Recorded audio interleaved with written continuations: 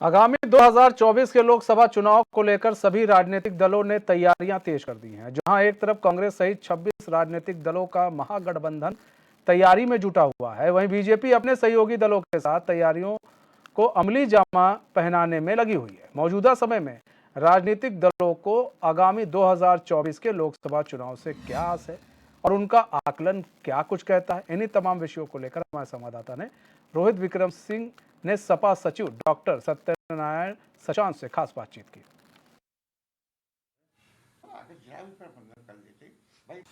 Samajwadi party के वरिष्ठ नेता या यूं कहें कि वरिष्ठतम नेताओं में से एक, जो उत्तराखंड समाजवादी पार्टी के प्रदेश अध्यक्ष भी रह चुके हैं और इस समय वर्तमान में समाजवादी पार्टी के राष्ट्रीय सचिव हैं, डॉक्टर सत्यनारायण सचान इस समय हमारे साथ मौजूद हैं।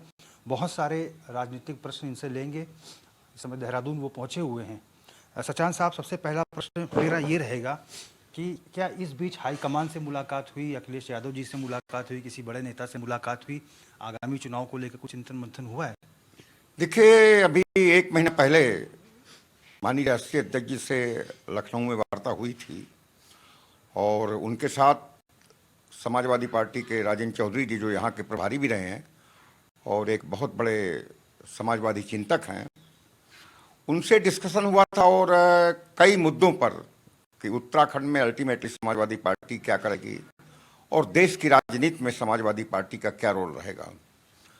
माननीय राष्ट्रीय अध्यक्ष जी का मानना है कि इंडिया जो गठबंधन बना है उसकी आत्मा पीडीए है और बिना आत्मा के कोई भी अलायंस कारगर नहीं होता है।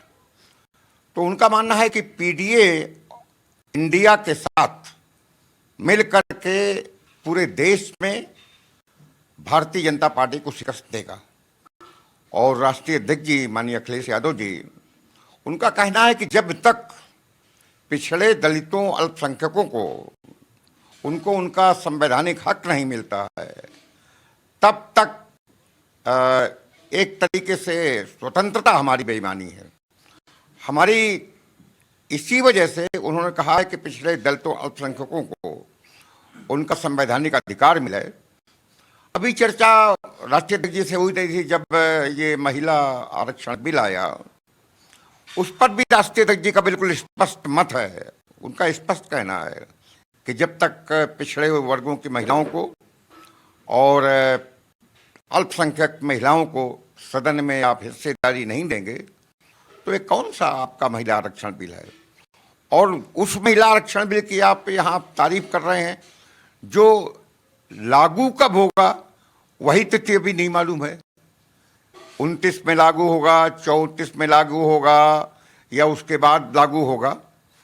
और बेसिकली समाजवादी पार्टी पूरी जोर तोड़ से जनगणना, जाति जनगणना को लेकर के और आरक्षण को लेकर, सामाजिक न्याय को लेकर के माननीय राष्ट्रीय जी मुकर हैं।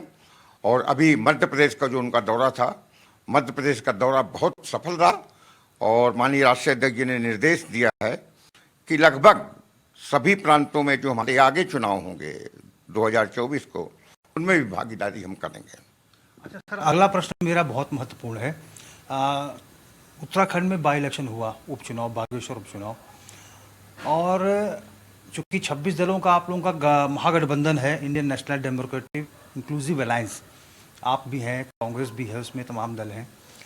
अब चूंकि यहाँ पर उपचुनाव में कांग्रेस ने जब प्रत्याशी खड़ा किया था तो समाजवादी पार्टी ने अपना प्रत्याशी क्यों खड़ा किया? कांग्रेस भी कह रही थी कि अच्छा होता वो हमें बैकडोर समर्थन देते।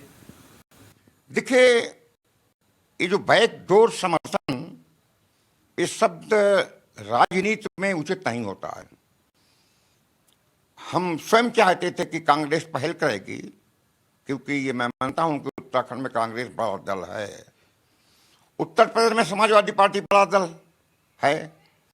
समाजवादी पार्टी ने वहां पहल की और जब पहल की, वहां के हमारे प्रदेश अध्यक्ष माननीय नरेश उत्तम जी ने, इवन हमारे राष्ट्रीय अध्यक्ष जी ने जब पहल की, तो वहां के प्रदेश अध्यक्ष ने, राय जी ने हमको समर्थन दिया।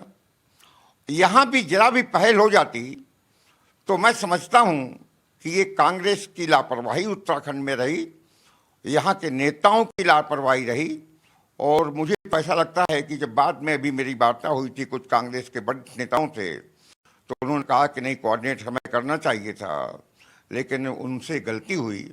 हम तो चाहते थे कि यहाँ भी जिस तरीके से उत्तर प्रदेश में घोसी में शिकस्त दिया गया है, हमको पहले मालूम था कि वहाँ घोसी में शिकस्त दिया जाए। कांग्रेस के प्रदेश अध्यक्ष अजय राय ने भी उत्तर प्रदेश के इस पर नाराजगी जताई कि भाई अगर समाजवादी पार्टी ना होती तो शायद कांग्रेस चुनाव जीत जाती।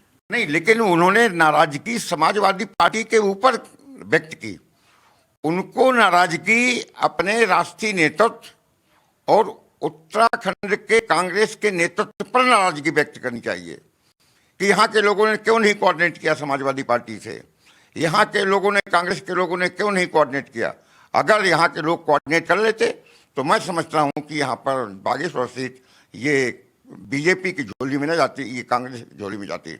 और मैंने उसके बाद भी कहा कि आगे भी अगर आपका रवैया, आप ये सोचते हैं कि उत्तराखंड में समाजवादी पार्टी छोटी पार्टी है, कोई भी छोटी पार्टी नहीं होती है, एक दिन बड़ी पार्टी हो जाती है, तो मैंने तो कहा कि आप अपना नज़रिया ठीक करिए, वरना हो सकता है कि 2024 में आपको नुकसान हो जाए। 26 दलों का जो महागठबंधन है, इसके साथ मोदी सरकार की या फिर भारतीय जनता पार्टी के तमाम जो सहयोगी दल हैं उनकी एक ज़बरदस्त जो है एक लड़ाई रहेगी। लेकिन इस बार जो है भारतीय जनता पार्टी का जादू जो है समाप्त होने वाला है और जनता जो है 26 दलों के महागठबंधन को आशीर्वाद देगी। HNN 24x7 के लिए अपने कैमरा पर्सन हरीश भट्ट के साथ मैं रोहित विक्रम सिंह, देहरादून।